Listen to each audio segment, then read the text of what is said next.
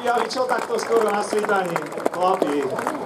A čo vy tu? Nás to tak bolo zvykom. Po nás vernárcov volajú spíšaci, že kohuťare. Kohuťare, to ako kohuty. Tak toho najväčšieho kohuta sa spýtam, čo tu je. A prečo kohuty? Taký pestrý kroj, či prečo kohuty? No, to vám najprv musím povedať, kde vernár leží. Znáte kde? Znám, tam za kopcom. No, to je koniec Spíša a začiatok Hrona. Bo Hron začína na Vernári.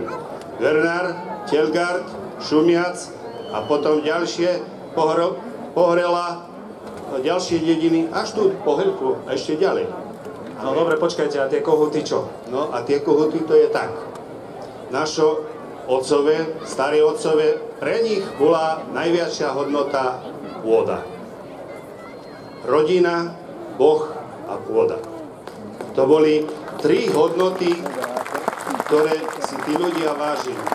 A 1000 rokov v tých horách žili.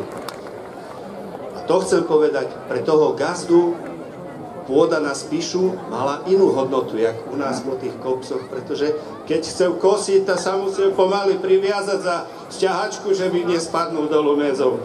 Ale keď išiel na Spíš, tam dozrela pšenička, i zemiakov viac, krompely sa viac urodilo, tak si to viac váži.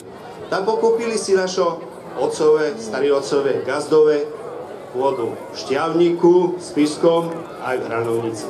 No a tá susedná dedina, tá Hranovnica, tak to je taká dedina, kde vlastne, preto sa volá Hranovnica, lebo to bola hranica Spiša. Za ňou už bol Hron, Bernard.